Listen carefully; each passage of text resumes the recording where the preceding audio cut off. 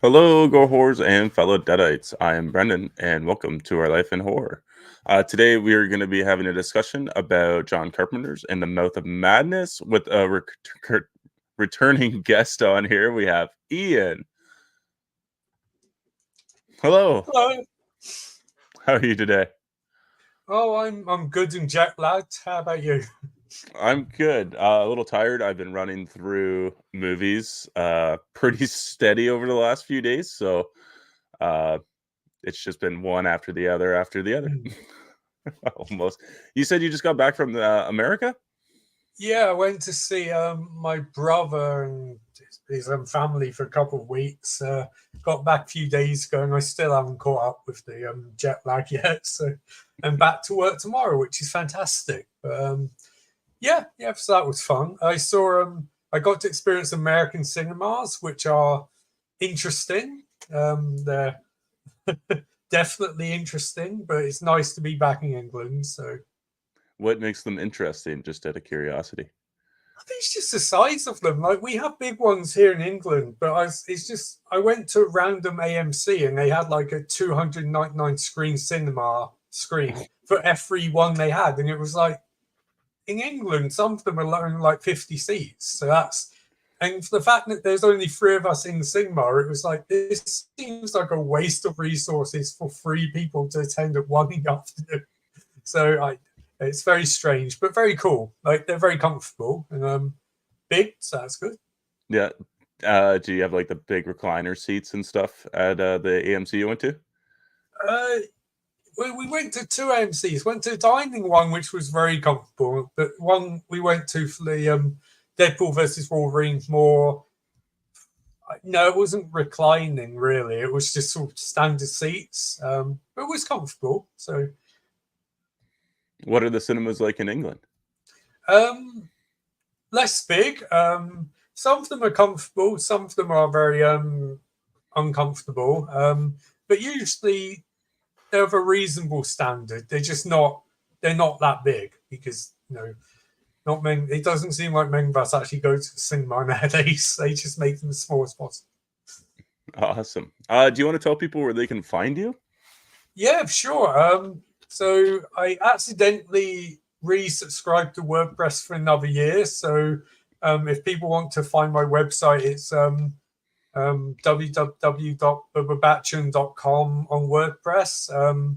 My YouTube channel, Ian Makes Themes, is still around somewhere. And I've got another one for the movies I make, which is the Bubba Batchan channel. But yeah, that's about it. They're still plodding along as they usually do. Not much content on there because I'm very, very lazy. But hopefully someday I'll be able to put some more stuff up on there. Awesome. I'm gonna hit the comments real quick so Cool. Sam doesn't hate me with some comments here. We got Ryan Swayze. What is going on, Ryan? I already see you're talking to Sam, which is perfect. She's got some questions to ask you. We also got Rob. What's going on? Let's see.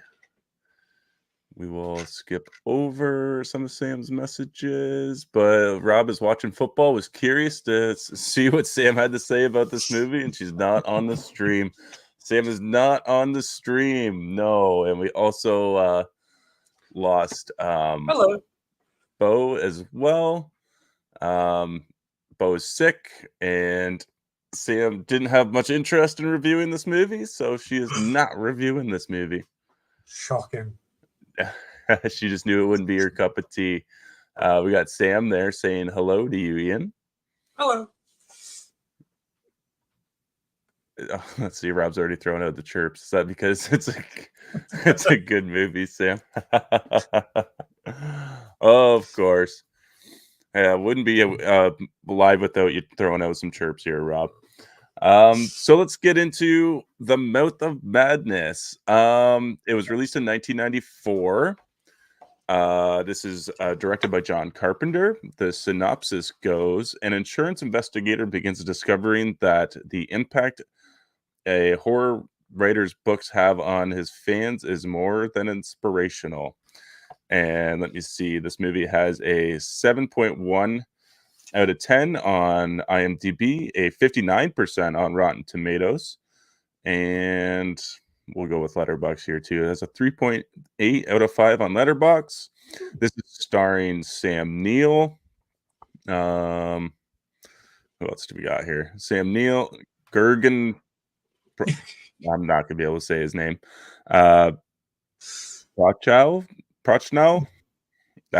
He's good in it. Julie Carmen, and David Warner. We also got Charleston Heston in this as well as a small part. I think I covered the bases there. So let's get it. Why did you decide to pick In the Mouth of Madness? Well, I thought after last time's Late Night with the Devil, I thought this was a similar movie in terms of blending reality and fiction and also dealing with like the Adric abomination side of horror. But mainly I just wanted to talk about it because I love this movie. It's very strange. It's a slight departure from sort of stuff John Carpenter was making at the time, where it's almost a hybrid between Big Trouble in Little China and something like Prince of Darkness, where it takes the sort of horrifying aspect but puts a lot of comedy in it too. And generally, I just love talking about John Carpenter movies, and I thought this is one which has been discussed, but not quite to the level of some of the other ones he's made. So I thought, hey, if I get a chance to come back on, I'm going to talk about something weird. So I am talking about something weird. Awesome. So this is my second time watching this. I think I watched this back in early summertime. I think it was June I watched this for the first time, and I did put out a little review on my channel, but I kind of saved a lot I wanted to discuss because I knew eventually we would do a live for this and do a deeper little discussion on it. So I am excited to talk about this as well because I think it's an interesting movie. I just got done rewatching it just earlier today. So I'm excited. So we will get into some spoiler-free thoughts. Do you, let's hear what you got, Ryan. Ian, sorry. That's all right. Yeah, no, I just think it's great. I think it's a movie which does a really good job of creating a sense of a living nightmare, and it's very metatextual at the same point. So it's trying to deal with the material on a more, I suppose, subtextual postmodern basis. Instead of something like The Thing, which is great, but is a bit more surface level, where there is that level of paranoia, and there is readings into the thing of who's who and what's what. But this movie in particular, it just gives me so many theories on what it could mean, what it doesn't mean, what it might mean, and just fact that when I first saw it, which was actually only a couple of years ago, I just finished it and I was like, okay, I need to actually give this some thought because this seems quite a bit more complex than I was expecting. And yeah, so generally, no, I just think it's great. And it's an example of Carpenter being able to do another horror movie in a different way to all of his other ones, which is fascinating to me. Yeah, I believe this is the only Lovecraftian type movie that he's done. You do get other movies that have like some kind of ideas, but I do enjoy that it is like straight from H.P. Lovecraft's works. The movie looks great. It sounds really good. I do enjoy the soundtrack quite a bit. And like you said, this movie's funny. There's a lot of good lines in this movie. Yeah. There's scenarios where I was like, this is actually pretty funny. I don't know if I quite enjoyed it my second time a watch. Like I said, I literally watched 5 hours worth of movies yesterday, so I'm feeling a little bit of burnout. Yeah, I watched, for some reason I had a craving to watch Avengers Infinity War, and then we went straight from that to The Substance last night we saw. Wow, that's a double bill of movies and a half. Jesus Christ. I know. I don't know why I decided to do it to myself, but I was just in the mood to watch Avengers. So yeah, I'm a little bit off today. But yes, I do enjoy this movie. I think this is one of John Carpenter's like hidden gems. I've never actually went through his whole filmography, so I've never seen Little Trouble in Big Chinatown or So I've good. never, I know I've never seen Escape from LA or Escape from New York. Those are movies eventually I will have to get to, but I mainly just, I feel like those aren't quite the horror titles, you know? No, no. Yeah. But it's also good because you've left two of his better movies. You're leaving that first experience of them for the right moment, which is great because I think I marathoned most of the movies in like a 2 year period, and now there's nothing left. So it's kind of like I'll never get that sense of the first time I watched one of these movies ever again, which is slightly disappointing. But no, you're in for a treat for those two there. They're very, very John Carpenter, if that makes sense to anyone there. Yeah, I'm gonna have to check it out very, very soon. I'm gonna hit up the comments here real quick. Let's see. Kind of losing my spot. There's a lot of discussion going on. We will say, Ryan, thank you so much because I always forget to say hit that like button, subscribe, go over to Ian's stuff and give him a subscribe and a like. Oh, We got please, please. we got Dark Room reviews here for the support. Thank you so much. Cool. Bitter Wolf is in the chat. I'm so Wow. excited to see John Carpenter at Joe Bob's Oh, Bangerie nice. next week. It's very Wow. cool. There we go. We got Ryan. We got Rob also defending Yeah, Big Trouble in Little China isn't a horror, but it's absolutely perfect. I'm gonna have to it check is. these movies out. It is. Let's see. Dark Room Reviews says they saw In the Mouth of Madness last year and was mesmerized with the story. I was in the same boat the first time I watched it. So guys, we're going to be getting into our spoiler discussion. If you guys have not seen this movie, which would be shocking, absolutely go watch that. Come back, check out the rest of the review. So Ian, describe this word in movie in 3 words. So I actually have two alternate ones for this. The first one is a metatextual literary nightmare, and the second one is it's a few more words, but Stephen King's favorite movie because basically it is a movie about Stephen King more than anything. So not a very complimentary one, but it definitely feels like John Carpenter's taking some shots at Stephen King and style of horror that he writes. Whether warranted or not, but it is quite amusing as the movie goes on how much more apparent that becomes. Absolutely. Let me see. I got thought-provoking horror for my 3 words. I think this movie is very thought-provoking. It makes you question a lot of things of what's going on, what you believe is going on, what could be. It's a very interesting story, and you got to try to unravel it as the film goes on. So who's your favorite character? So I actually, for favorite and least favorite, I have the same character, which is John Trent. I think he's fascinating in how he's very, very, very unlikable, being surly, aggressive, and generally unseemly in his role as the insurance investigator. But flip side of that, the con man stuff makes for a better entry into the movie, and him questioning everything and then slowly forming into madness is sort of the driving half of the movie. So it's like I don't like his character, but I find it the most interesting to watch on screen. So it's a nice contradiction there. Okay, awesome. I love John Trent. I think he's a great character. I love how he has to question everything. There has to be a logical explanation for everything, and by the end of the movie, he's just completely mad. And you get to see the inklings and foreshadowing of him going mad eventually as well. I like the little bit where he has ink on his fingers and he rubs his eyes, and then he kind of looks like he does at the beginning of the movie. So it's like, oh yeah, you're definitely going fucking crazy at some point here. So you already said your least favorite character. So my least favorite character is Styles. I can see that. Yeah, like I don't know. I'm not going to say she's useless or anything. I guess she does serve a purpose, but I just don't. I don't find her that entertaining to watch, I guess.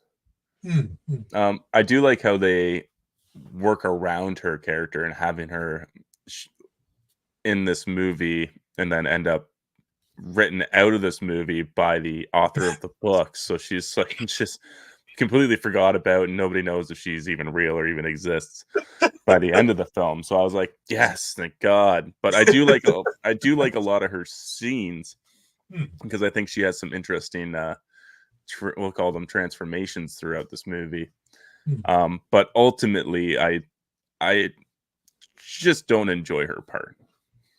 That makes sense. I think it goes back to what you're saying. Part of the brilliance is that it seems like the movie is intentionally aware of that and writing the character in such a way that it doesn't fit the movie, and then course correcting halfway through, but using the author of the story in movie justify doing it. It's just such a weird device where it seems like they're going out of their way to make her as unlikable and, as you said, useless as humanly possible, and then going at a certain point, now you're done. It's just such a great, weird story device to use. So, yeah, like I get it, but it's just not for me. Like when she's in the vehicle with him and she's like, I just want to kiss you right now. I don't, and she's like, why? It's because I'm being written this way. I'm like, I get it. You're here to be the love interest essentially, but it's just not working for me. They never really had that kind of good chemistry that they try to set out to have. It's just like, there's no real chemistry whatsoever. No, and they really tried to set it up with the car ride there and the throwing of the peanuts or the chips or whatever, and it's like this falls flat pretty hard. Who are you giving it to best actor? So I'm actually tight because I think Sam Neill and I'll try and get his name right, Jürgen Prochnow, are both fantastic in it.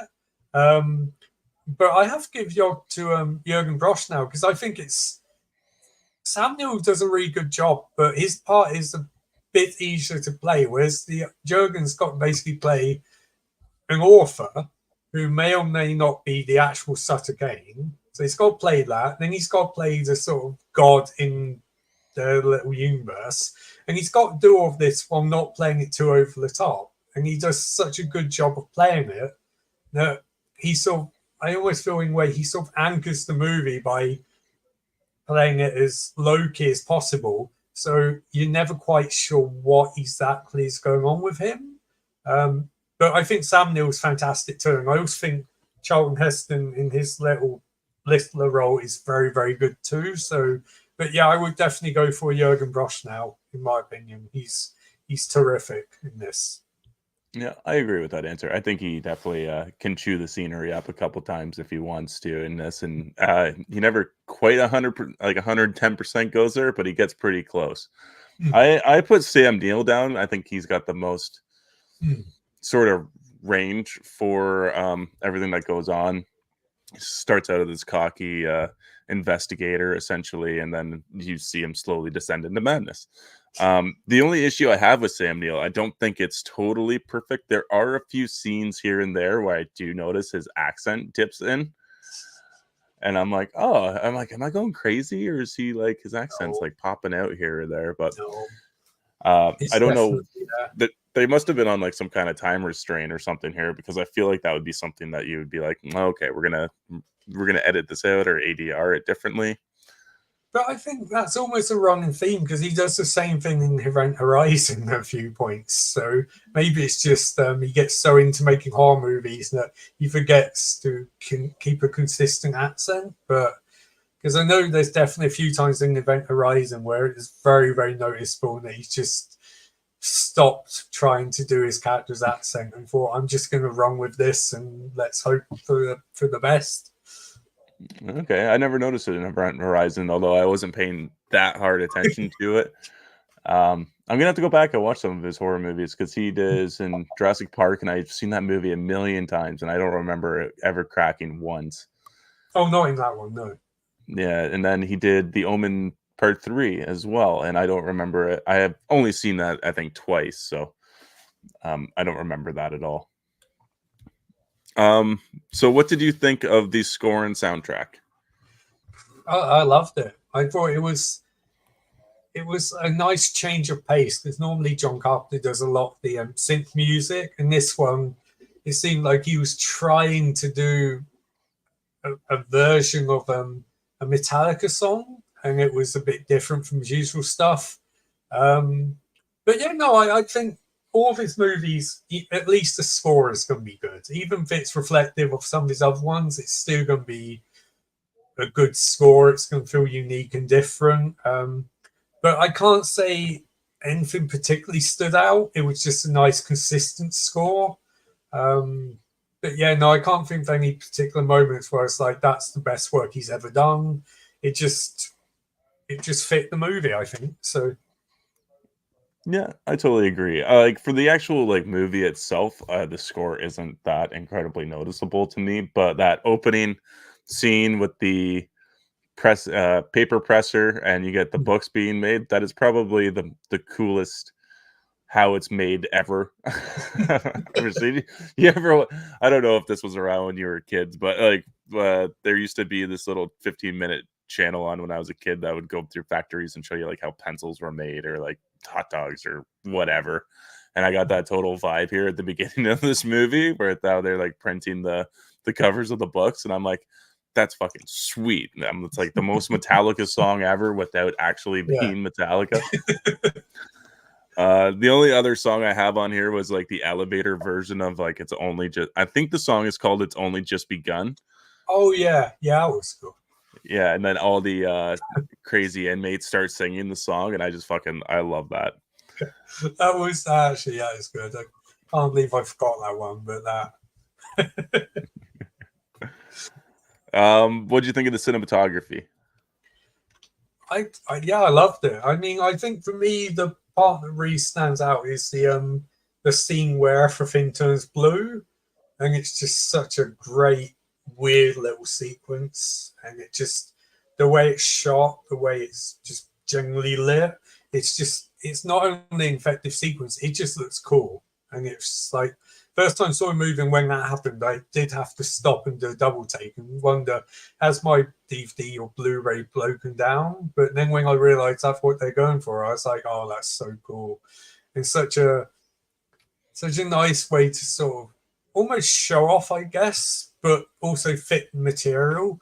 Other than that, I thought the use of shadows was quite cool. I thought the bit where he's running down the tunnel and you get the brief shots of all the rubber costume monsters. I thought he did a good job of lighting that so they weren't too crap looking. And I thought the asylum stuff was very. Oh, and the when he's going down that street every once in a while, and it's just lit and it looks terrifying. Like it's just the most awful alleyway you've ever seen in a movie. I've seen some of those in real life, and they are terrible. So it was quite weird watching one of those. But yeah, that blue scene is for me the highlight. One of the best things he's ever done, to be honest. I mean, just so weird, so cool, very blue. So thumbs up. Yeah, I like that you brought up the alleyway. That was definitely the alleyway that Bruce Wayne's parents were shot and killed at. Jesus, probably was actually. Yeah, I think this movie is really great looking. I think what do I have here? I have some scenes I wrote down. The state of the room after the state of his asylum room, his padded room when he's covered it all in black crayon. I thought that looked fantastic. The church, I love the church. I don't know why, but I am so drawn to how beautiful and stunning this church looks. And even the rest of the town, it reminds me of like Stephen King's famous town of Derry. You know, it just reminds me that small town feel. What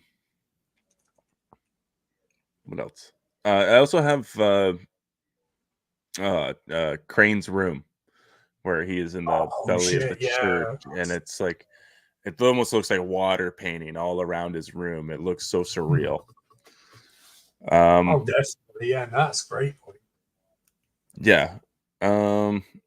I like this shot a lot, which is the shot of Styles. This is why I'm like Styles gets some brownie points, but I don't really like it. This isn't even her doing. This is John Carpenter's when she's hiding Yeah. behind the pane glass door, and you just see some kind of tentacle shadows fly up, and then the tentacles retracting from underneath the door back to her, and then she opens it up and she's fine. But you're like, no, don't fuck with that girl. Like, just get out of there, Sam Neill. Take the keys and fucking leave.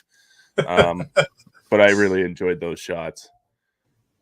And you already brought up the blue on the bus. You have Crane's character being like, my favorite color's always been blue. So just when you wake up, don't forget to check out the scenery. And then he wakes up and everything has just got this blue tint to it. This is usually Sam's question or category. Do you have any favorite outfits? I mean, the one that stood out to me was the that weird when the kid turns into the old man on the road and he's cycling down it. That character always stands out to me because it looks ridiculous, like the hair and the mustache and the clothes, but it just stands out even more because it seems like something someone would write in a hack horror book, like, oh, this old man with long flowing white hair and a mustache, and it just looks so stupid. And when he falls off his bike, they try to show him as little as possible. It's lit very darkly because they know if you saw it in close up, you'd just start laughing. So that always stands out to me as being a very strange choice. But I do think the sort of clothes that Jurgen Sutter Kane wears, they're so subtle, but there's something slightly off about them too. So I'd probably say those two, but nothing has really stood out particularly. It's a bit like music, also flowed with the movie rather than being like, oh, that's a cool costume. It just, especially Sam Neill, he's just wearing very regular clothes, so it's hard to go with him in styles. Oh, they look smart in that. It's just like they're just dressed for work. It just seems like most of the time. So. Yeah, like Sam Neill is always wearing a dress shirt and some kind of a 6-button overcoat.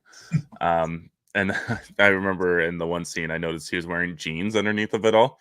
And I was like, that's a little odd, but I guess you just came from Hobbs End. So I'm like, okay, you might not get to choose what you're wearing right now, but okay, that's fine. That's all I had for clothes. I didn't really notice too many either. There's the scene of I can't remember what the actress's name is, but Happy Gilmore's mom. Yeah, is how I'm going to refer to her. There's the scene where she turns into Frances Bay is her real name. When she turns into the giant creature that's essentially killing her husband. I think that the outfit's good, and that just the practical effects of that scene is just absolutely terrifying.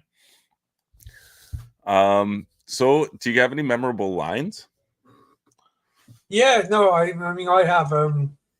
There's a lot, but once I'm going to go to firstly, you briefly alluded to it earlier when they're all singing London Carpenters, and John Trent just goes, "Oh no, not the Carpenters." that cracked me up. But my favorite one is in the whole movie is definitely Sutter Kane's.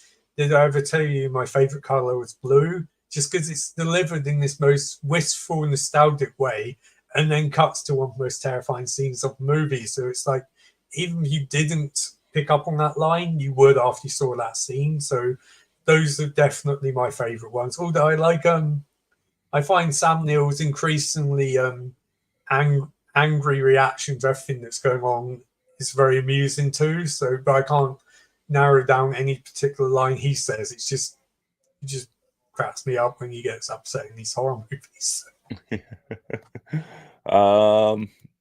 I got a couple here. I don't have too many either, but I have. I think this is just a classic line from the movie, which is a lot of people say it, which is, "Do you read Sutter Kane?"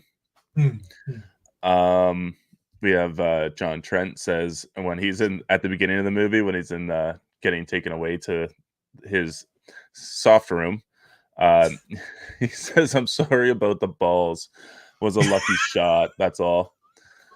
Like, that's what I mean. There's a lot of really good comedy in this movie. And then somebody says reality is not what it used to be. I believe that was Sutter Kane said that. And then we have, I can't remember this character's name either, but he says, I have to. He wrote me this way. Oh And yeah, then yeah, he ends up shooting himself. yeah. That's terrifying. Yeah. Like, just imagine. I like that the movie's just based on, like, you're fated to do this. You have no choice. You're written this way. Your destiny is written and spoken. Do you have any lines disliked? Not so much dislike, but there's one line in particular where it feels like it's so knowingly bad that it was put in there to be an example of how terrible Sutter Kane's writing actually is. There's a little kid who goes to Star Wars and says, "You're my mummy." Know what today is? Today is Mummy's Day, and it's just so. I have to believe the fact it was that badly delivered was intentional, where it was just like, just say the line. It doesn't matter if you put any effort to it, because it's just such a horribly poor line. That it's just, every time I hear it, I start laughing. But I also think, like, there is no, even with the justification for the movie, there's no reason a line that bad should be in this, because it's really, really, really. I didn't have any written down, but I will agree with you with that because that one does stand out. Until you get a look of her face, because then you're like, "Oh shit!" Yeah, yeah. Who's your favorite kill? I personally, I go with Sutter Kane, just sort of tearing himself apart and just creating a black hole which the old ones come through, because it's so, I don't know, normally in that sort of scenario you would get a more explosive death, but it's just a matter of factness he does it. Like, it's like he just thinks, I don't care anymore. Like, it's because he actually says, "No, I'll hold them back as long as I can," and then immediately does that. So it's like, well, thanks, Sutter, that's a lot. You've really contributed keeping these characters safe. But no, I also think the way it's done is so cool, where you see like the pages with the type with the writing on them, that almost foreshadows the rest of the movie too. So it's just such a clever way to sort of deal with that character in a more lo-fi fashion, I guess. So that's definitely my favorite. Which is weird because normally I'm into more violent ones, but in this case, I just thought that was just so perfectly done. Okay. I have Simon's suicide. Not for any particular reason. I think it's just because a lot of these kills don't really, they're not 100% true kills. Like they all kind of turn into something, or yeah, there's just a lot of transforming, or like I actually have down Sutter Kane's kill as my least favorite. That's why he was on there. But yeah, there's not too many kills in this movie. Like I don't you never get to see Styles die. She just kind of just disappears. The old lady with the husband, you just see her shoot her husband's hand off the handcuffs. You don't get to see any of the children die, which I assumed might have happened at some point. Like it clearly happens within the book of the in the Mouth of Madness book, but it doesn't happen in the movie. And then I guess you got like the agent at the beginning during the dream sequence when he's hacked to pieces by this crazy crowd. But other than that, it's not too death filled, in my opinion. So I already kind of gave away my least favorite kill as being Sutter Kane.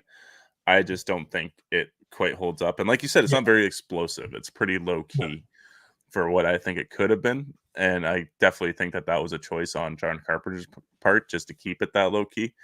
But what is your least favorite kill? Well, it's actually hilarious because we've literally gone the opposite. Because my least favorite is that Simon guy, but not because I think it's bad, but more because the way it alternates between him delivering this hackneyed, terrible horror dialogue and also the sad, pitiful, I've written to-do list sort of fatalist stuff. So it just seemed like it was very much, that one was more tough to watch than anything because it just seemed really sad and more like it was going to happen more than anything. But I do agree with you, to be honest, it's not a particularly, and this actually ties into the next question, it's not a very gory movie. There's effects, but there's not that much. And in a lot of ways, it seems to almost be.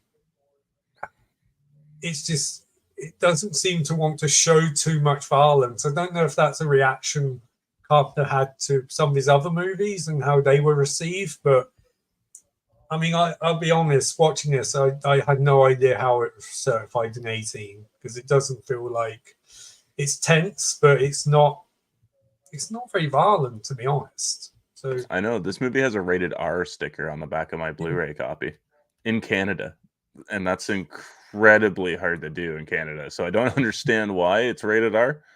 I feel like if this was given another rating, it'd probably be maybe 14A, maybe pushing 18A. I could see, but like there's not a lot of there's like a brief bit of nudity. There's maybe some swearing, but nothing too crazy. I'm gonna hit the comment real quick. We got Callister Daniel Garcia. Good afternoon. How are you? We were just talking about In the Mouth of Madness, clearly. So like you were saying about the gore, that's what category we're on right now. Do you want to do a little elaborating on? yeah, I mean, well, one like you were just saying, there's not actually that much violence or gore in there.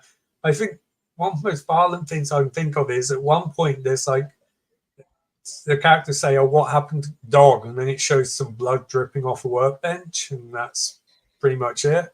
Some of the special effects are like, especially of those the old ones in their rubber costumes. There's a reason that they don't show them very much because they look very rubbery, which is fine because we can't perceive what they actually look like. But if the camera lingered on them more for a few seconds more, it would have taken me out of the movie completely. I get the sense that's almost intentional to make fun of how bad Sutter Kane is as a writer, but it's still the effects are not particularly great in this. They work for what's going on, but I think John Carpenter's quite a lot of time working around them rather than using them or focusing on them particularly. And yeah, I just feel like if you were to rate anything for this movie as being average, it would probably be that particular aspect of it, from my personal opinion. Okay, I really like the effects of this movie. I think they have that like 90s charm to them, and I think that this was kind of in the area where people are starting to lean further and further away from practical effects. This isn't the Thing level of practical effects where you get to see everything, and you could maybe try to describe it later. What I like about it is that it kind of feels. I've never read a Lovecraftian book. I've seen a lot of Lovecraftian styled movies. What I love about it is you're supposed to almost keep that stuff in the dark because he describes everything so loosely, and you're supposed to create the images in your head, and that's supposed to be the most terrifying thing, right? So I think the idea behind a lot of it keeping them behind closed doors is for that reason, to give the audience like their own interpretation of kind of what they've seen. Other than like you do get a few close-ups of some of these creatures, like you do get the maid the hotel owner. You do get a close-up shot of her that doesn't look too great, but then you later on get like a full version of her in the garden. And I fucking love it. But I do think the CGI doesn't hold up on a few spots, like with Sutter Kane ripping the pages away from his face essentially and creating that black hole. I don't think holds up. That's probably that's in my scenes disliked as well. I love the slimy door. I think the slimy door looks fantastic. I love the eyes especially too. I love it when movies have these fucking crazy eyes. Like I love it in what was that other kind of Lovecraftian movie with Sandra Bullock where she doesn't speak, or they can't see. Oh, Bird Box. Bird Box. They have like almost the same kind of style eyes in this one as they do in Bird Box, but then you gotta get them splitting like goat's eyes. I just think the eyes look fantastic, and we just watched came through and watched I'm gonna forget what it's called now, The Substance, and there's a lot of eyeball stuff in there near the end of the movie, and I think it looks great. You also have I just want to say on record, I love Substance. I thought that was an amazing movie. And I keep saying this, people, but if there's any justice, Demi Moore will get at least a nomination next year at the Oscars, because holy shit, she was fantastic in that movie. Yeah, she was good. We both gave it very high scores. We reviewed it last night after we got home because we just had to talk about it. I got one little piece of special effects left that I wanted to talk about, and that is Kane's. I described it as Kane's Voldemort double head, kind of from the Philosopher's Stone. There, he's got like this crazy little parasite growing out the back of his head, and it just looks so fantastic. And I'm like, oh, it looks gross, it's slimy, but for some reason, I just want to like touch it, you know. So I do think a lot of the practical effects do hold up for me. It's just a lot of the CGI, and of course it's the early 90s, so of course that's why it doesn't quite hold up. But let's get into some storyline and pacing. I mean, to be honest, I just think for me it just, like most John Carpenter movies, it's just quickly paced. It doesn't really let up too much. There are times it slows down a bit, but mostly it's just every scene is paced, so you learn something new or recontextualizes something. It's not a very long movie. I estimate it's about an hour and a half, hour and 40 minutes, something like that. Hour 35. Yeah. So it's like there's no time to really stop and have 20-minute character scenes or long monologues, but I think it's better because of that. It's paced nicely. I suppose I can agree with you that Styles, it feels like she's at points struggling to find a way to fit her into the movie organically, and that she's almost fighting against it. But no, I think for me, it's especially first time I watched it, I was actually stunned how short it was for how much they cram into it, because it's a very dense movie. And like most Carpenter's ones, it doesn't really overstay its welcome. It sort of ends at the right point rather than going on. I know some versions of this movie, they would continue past the asylum, past him in Seymour at the end, and then have another 15, 20 minutes, where John Carpenter just goes, no, I'm done. It's the end. Goodbye. I like that, because I was actually thinking that they almost could have just left it with him walking out of the asylum and have all that carnage around him, and they just could have called it quits there. But I like the theater ending. But this story, to me, I agree with your pacing. I do think this movie does tend to fly. I think it's fairly well written, other than, of course, Mommy's Day. I just love a good Lovecraftian story where it makes you question everything that's going on. I know that Dagon is also one of those movies that kind of makes you question and everything like that. But I do really like it, and the fact that you're questioning whether or not you're following a character that is real, or you're questioning whether or not he's a piece of fiction, and watching him question this himself is also really great. And then another, I was thinking about it today, was you have so many people reading these books that basically they've turned these books into reality. So it's almost like I can't remember, but there's some kind of the deity that's in folklore where if you get a group of monks that believe in it, so they concentrated on it so hard that it became real. Have you ever heard like this story? I've heard stories like that, I think. Yeah, so it makes sense, because like this book is like overselling the Bible, and people believing in it so hard that eventually it just becomes reality. They don't even know what they're doing, but it's just the way that the movie ends, which I think is a really cool way to look at it too. I'm gonna hit the comments here real quick. We got Callister Daniel here. He's saying a good Lovecraftian film is Cast a Deadly Spell. Cool. Yeah, I wrote it down. I'm gonna have to check this out. Yeah, absolutely. And then we'll get into our favorite scenes.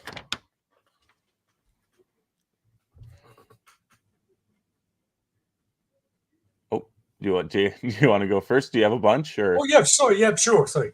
Yeah. No, I mean, for me, it's the My favorite color is blue. That's probably my favorite scene for the entire movie. And what other ones? I like the scene where he goes to meet Happy Gilmore's grandmother, mother, whatever it is, and you've got the painting in the background that's sort of moving every time they turn away, and it's changing slightly, because it's like such a great subtle horror scene where it's like it's not big and bombastic. It's this little thing where it changes every time you give it new perspective. So I'd definitely say those two were my favorite ones. Although it is sad to watch. I do like the scene with Simon at the bar where he's talking about the fatalism. He knows what he's been written to do, and he knows what he's been written to witness, and he's trying not to do it.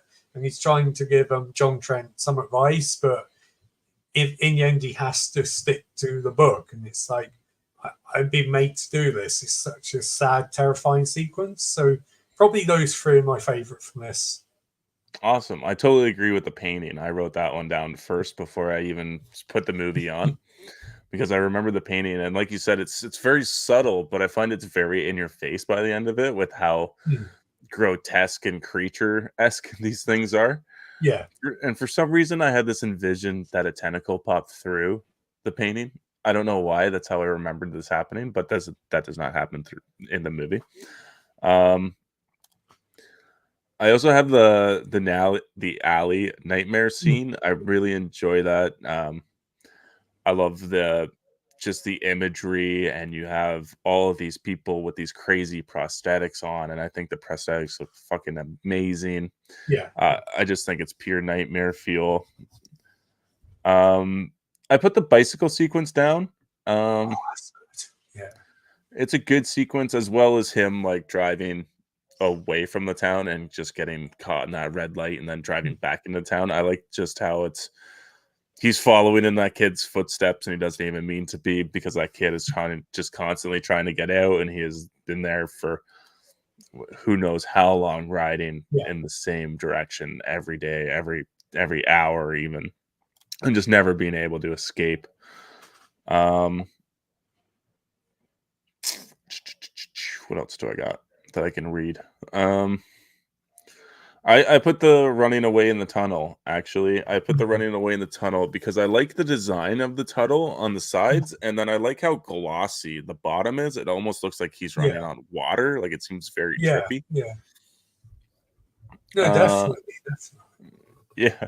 And then I have you watches the movie at the end. Cool. But, yeah. Do you have any least favorite scenes? Just one, but it's only a part of a scene. It's when you meet it's when the townsfolk go to the black church and meet Sutter Kane. But everything up to the point where he comes out first time is great. I love it. But it's when I was watching it first time, second time, third time, when he sets the dogs loose, and all I can think of is Mr. Burns on Simpsons, release the hounds, and it's just.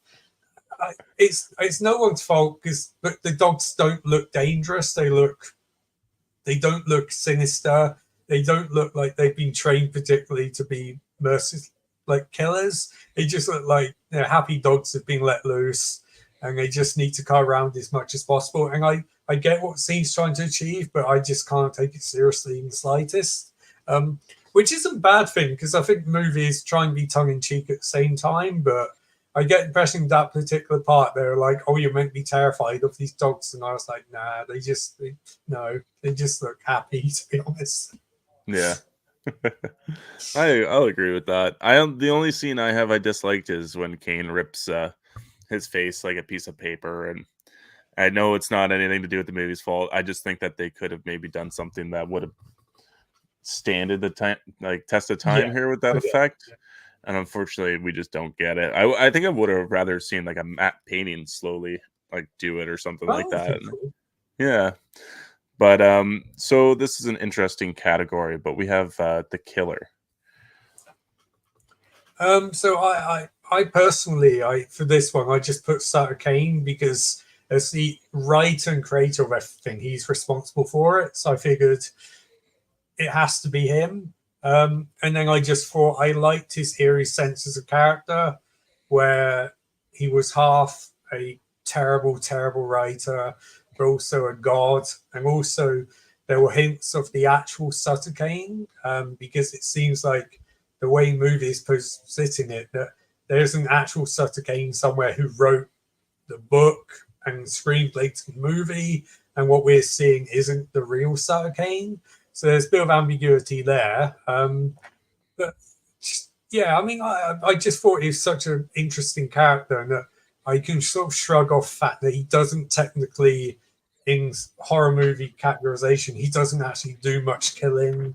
He's just sort of sits back and lets things happen and just sort of writes it down and watches it. But I mean, I like the character enough and sort of overlook those aspects of it. But yeah. I like Sutter Kane too. I think he's a very interesting and fun and eccentric character to watch. He definitely there's just a couple moments where he kind of like gets a little cheesed up. Like you brought up the scene with the dogs, and before that we had the doors flying open and close and open and close. And I don't know why, but I get a chuckle of that. And then they fly open, and when it's the kid, and then it flies open, it's him, and he's standing there like, oh, I'm the boss. That just made me laugh a lot. And he's very cool. Like I don't know, he's kind of slick. He's good with his words, good with asking questions. He's a very maniacal trickster of a potential demigod here. But yeah, that's all I can really say. That's all I can really add to what you said. So I don't really have too much. But on a scary rating, 1 being like Ghostbusters, 10 being like the Texas Chainsaw Massacre, what would you give this movie?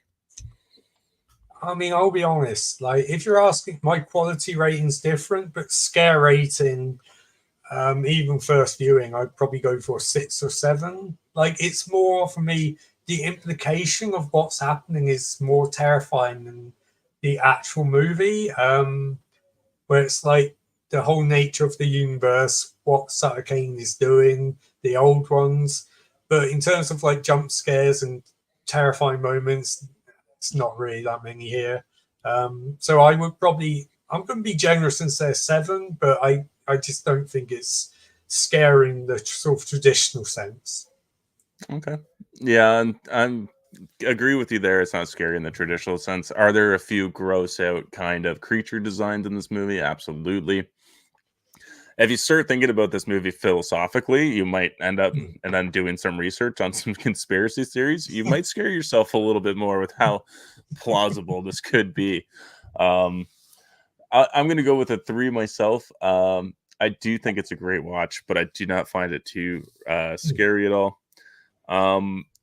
My last 2 categories are rewatchability and would you recommend? Yeah, no, I've rewatched it a lot. I think probably 5 or 6 times, because it's quite a nice background movie where the really cool parts you can just sort of perk up for, but the rest of it you can just sort of ease into it. Would I recommend it? Yeah, I think it's in a different way to some of his other ones. It's another classic horror movie, but with a bit more of a knowing sense of humor. It's like you were saying, it's one that's almost worth more thinking about on a deeper level, because that's where most of the great parts of the movie come from. I won't say I don't think it's as good as like Halloween or The Thing for being concise and scary and terrifying. But I would say in its own way, it's feels like a movie which was ahead of its time to an extent, because especially like 3-4 years later, Scream came out and was pretty metatextual too, and since then lots of other movies like that have come out. So yeah, I mean, if you're looking for something which is different, which is funny, which is weird, which has a couple of genuinely great sequences, like horror movie sequences, yeah, I definitely recommend this one. Okay. I think the rewatchability is pretty good. I don't think I'm gonna rewatch. Like, this is the second time I've watched it in the last 6 months, so I think I'm gonna give it a break for a couple of years. This movie, for me, recommending. I think if you like Prince of Darkness, you definitely dig this. I haven't seen Prince of Darkness since I was a kid, and I've got it on 4K. I've been meaning to rewatch it, but this feels very much in that vein, and this is kind of one of John Carpenter's weirder stories. Yeah. Which is why I think it wasn't quite picked up like Halloween was, or Big Trouble, or Escape from New York. He did direct Escape from New York, right? Or am I just? Yeah, he did. Yeah. Oh, okay. I'm just double fact checking. I don't want no haters to come on and be like, "What the fuck?" So I'd especially recommend this to people that I know love Lovecraftian or great creature movies. Even though you don't get a whole lot of it, you do get enough to kind of be happy with what you get. So we will go on to our final ratings, and we rate our movies with emojis. We got the poop emoji as a 1 and a 100 as a 5 out of 5. What would you rate this movie, Ian? I don't think I'd go for 5 stars, so I probably would go for, if I had the option, I go for double thumbs up, but I would go for thumbs up, 4 out of 5 in this case. It's just missing enough to be an elite level movie, but it's close in my opinion, but it's not quite there. I think each time I rewatch it, I do find a slight problem with it, and I didn't notice before. And usually with movies, I give 5 out of 5. They usually get better as they go on. So I'm going to go for 4 thumbs up. Okay, awesome. Yeah, I am also going to go with a. I'm also going to go with a thumbs up. I agree with you that every time I seem to watch it, there is something that sticks out a little more. Either I notice a little bit of Sam Neill's dialogue that has been switched over to his native accent, or I notice a little bit more bad acting with Sky or Styles. Sorry, Styles. Or just like the little things I do tend to I do start to pick them out a little bit more and more and more. So I think a 4 is pretty solid for me. I think this is a great watch. Definitely go recommend it and check this movie out, guys. If you've seen this movie, let me know down below in the comments. What's your rating for it? Will I read off some fun facts? Fun fact, I know that I don't even have to go into it. This was shot in Ontario, Canada at Markham. In Markham. So just a couple hour drives away from me. Not even a couple hours, probably an hour and a half. I know that the church is still there, and I believe the little town is still relatively the same. Our buddy Matt from at Surreal Studios, his buddy got to play the part of the kid on the bicycle.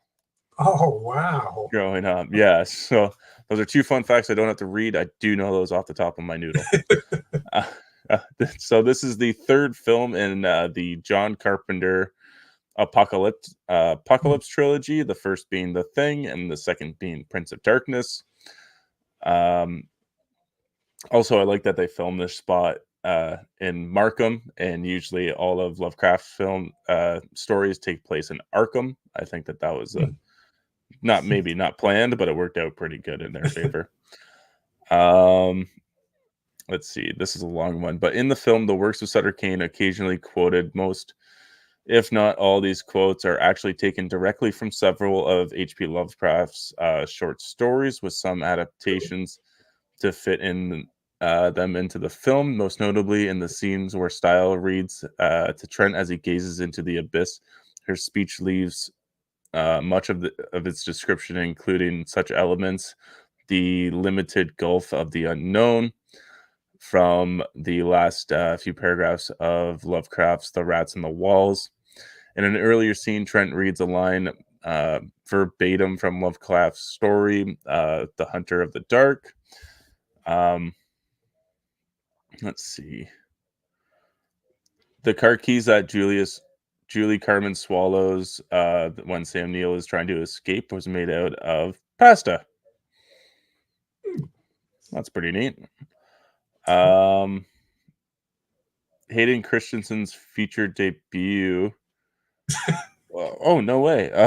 Hayden Christensen's featured debut. Wow. He's the paper boy met by Trent on the road. Okay. Very cool. Uh, Hob is an old word which was used to refer to the devil. Oh, sorry, excuse me. After Sutter Kane says, "Did I ever tell you that my favorite color was blue?" It is realized that throughout the entire movie, whenever an actor was close up, their eyes are blue, proving Sutter Kane's power. Wow, that's cool. I did not notice that. Nope, nope. Sutter Kane's character is clearly based on John Carpenter's friend Stephen King, even referencing Stephen King's New England roots, with Hobbs End filling in for King's Castle Rock. Carpenter directed a film version of Stephen King's Christine. Additionally, Michael De Luca had previously written a screenplay for the King adaptation of Lawnmower Man. However, the characters say that Sutter Kane is even more popular than Stephen King. Let's see. The effect of Julie Carly spinning her head around was done by having a contortionist stunt double wear an upside down prosthetic mask of Carmen's face. Since the stunt double couldn't see, the filmmaker had to guide her on where to go by sound. Well, that's fun. Robert Monster, which Sam Neill is watching at the end of the movie, is one of director John Carpenter's favorite monster movies as a kid. He always puts in his favorite monster movies. The dozens of monsters featured towards the end of the film were a combination of men in suits, animatronics, and full-size wall of creatures. It took over 30 people to operate the monsters. Sam Neill, who was originally a director himself, suggested to John Carpenter that he shoot some of the scenes in the hotel room from above. Okay, I didn't know he was a director himself. Nope, nope. Yeah. Let's see if we can get a couple more good ones in here. John Trent occupies cell number 9 at the asylum and rents the room number 9 at the Pickman Hotel in Hobbs End. And